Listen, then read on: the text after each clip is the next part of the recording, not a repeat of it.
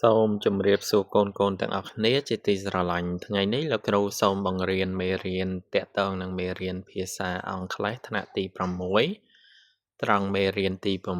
6ដែលមានចំណងជើងថា review បានកូនអានតាមលោកគ្រូទាំងអស់គ្នាណា review ហ្នឹងបានន័យថារំលឹកឡើងវិញណា Unit 6 review បាទ A language focus What's your name បាទន័យថា What is your name ណាបាទ I am រក្សាខ្ញុំឈ្មោះរក្សា My name Darat ឈ្មោះរបស់ខ្ញុំគឺ Darat How are you I'm fine អ្នកសុខសប្បាយជាទេខ្ញុំសុខសប្បាយទេ What is the time It is quarter to 10 បាទ to ហ្នឹងបានន័យថាខ្វះ15នាទីម៉ោង10ណា past ហ្នឹងបានន័យថាលើសឧទាហរណ៍ណាតើម៉ោងប្រមាណវាគឺខ្វះ15នាទីម៉ោង10 What time is it ក៏បានដែរបាទពីរហ្នឹងដូចគ្នាណាបាទ What time do you get up ម៉ោងប្រហែលដែលឯងក្រោក I get up at 5 o'clock ខ្ញុំក្រោកនៅម៉ោង 5:00 នាទីបាទ What do you do in the morning I wash my face practice and clean the house អ្នកធ្វើអ្វីនៅពេលព្រឹកខ្ញុំលុបលាងមុខដុសធ្មេញហើយនឹងសម្អាតផ្ទះបាទ What do you do before class I clean the classroom អ្នកធ្វើអ្វីមុនពេលដែលថ្នាក់រៀនចាប់ផ្ដើមខ្ញុំសម្អាតថ្នាក់រៀនបាទ When do you stay at home I usually stay at home in the afternoon បាទនៅពេលណាដែលអ្នកនៅផ្ទះ 80% ដែលខ្ញុំនៅផ្ទះនៅពេលរសៀលបាទ B listen and say ស្ដាប់និងនិយាយ say the word in and point to the picture បាទអានេះថាកូននិយាយពាក្យហ្នឹងហើយจะឲ្យរូបភាពណាធ្វើតាមទៅកូនពាក្យទី1នេះ watch TV មើលទូរទស្សន៍បាទពាក្យទី2កូនណា10 o'clock អញ្ចឹងរូបនេះកូនណា10 o'clock នេះរូបនេះបាទ10 o'clock បាទពាក្យទី3 cook food ចម្អិនអាហារនេះរូបនេះកូនណាបាទរូបទី4ពាក្យទី4 have a meal ញ៉ាំអាហារនេះកូន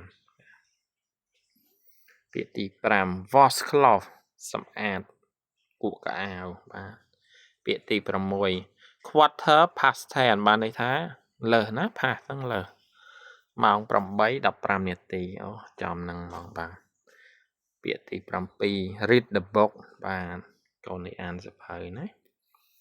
ពាក្យទី8 how past 9បាទនៅហ្នឹងហ្មងពាក្យទី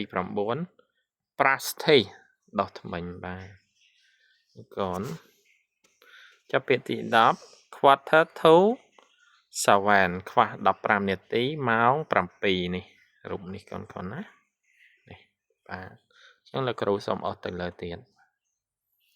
យើងចូលដល់ចំណុច C យើងណា spelling ប្រកបកូន spelling the word in the box with your partner កូនត្រូវប្រកបណា morning ពេលព្រឹក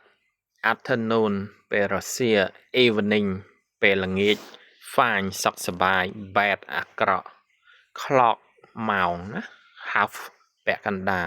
o'clock 00នាទី quarter បានន័យថា15នាទី pass លើ bus មួយទឹក happy សប្បាយ lunch អាហារពេលថ្ងៃ school សាលារៀន watch មើលឬមួយក៏នាឡិកា wash សម្អាត clean សម្អាតណា cook ចម្អិន eat ញ៉ាំ brush ដុសសម្អាត board ក្តារខៀន classroom ថ្នាក់រៀន library បណ្ណាល័យ sport កីឡា list បញ្ជីកូន spell ណាត្រូវរៀន spell បើយើងនៅពេលហ្នឹងយើងអត់មាន partner ទេយើងត្រូវ spell ខ្លួនឯងឲ្យបាន2ចប់ណាអញ្ចឹងយើងចូលទៅមុខទៀតកូនបាទ ចំណុច D នេះចង់បញ្ចប់យើងហើយណា review យើង writing បានន័យថាសរសេរណា write about your daily activity with clock time in your notebook clear ហ្នឹងបកថាយើងត្រូវសរសេរសកម្មភាពរបស់យើងជារៀងរាល់ថ្ងៃដែលយើងធ្វើរាល់ថ្ងៃហ្នឹងជាមួយនឹងពេលវេលានៅក្នុងសភៅកំណត់ត្រាយើងកូនណាឧទាហរណ៍យើង example 5 o'clock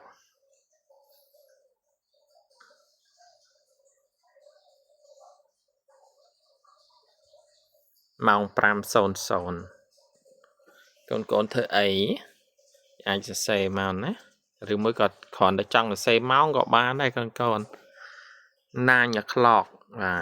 ទកូនអីគេ 9 o'clock have a breakfast អាចសរសេរបានណា how past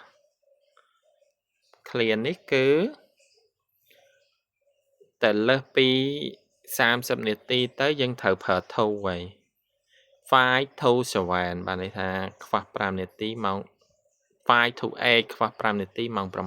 8នេះអត់ដល់30ទេយើងអាចប្រើ7 5 past 7បាទ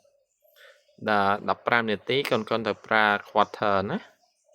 នេះទី3នេះកូន15នាទីកូនត្រូវប្រើ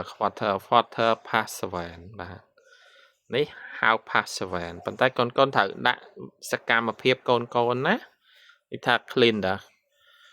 classroom ឬមួយក៏ practice take a bus បាទ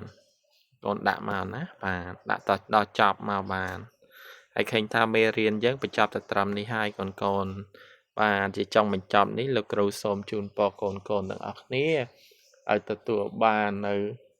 សុខភាពល្អនិងជោគជ័យក្នុងការសិក្សានិងទទួលបានពុទ្ធពរទាំង4ប្រការគឺអាយុវណ្ណៈសុខៈពលៈកំបីគ្លៀងគ្លាតឡើយលោកគ្រូសូមអរគុណនិងសូមជម្រាបលា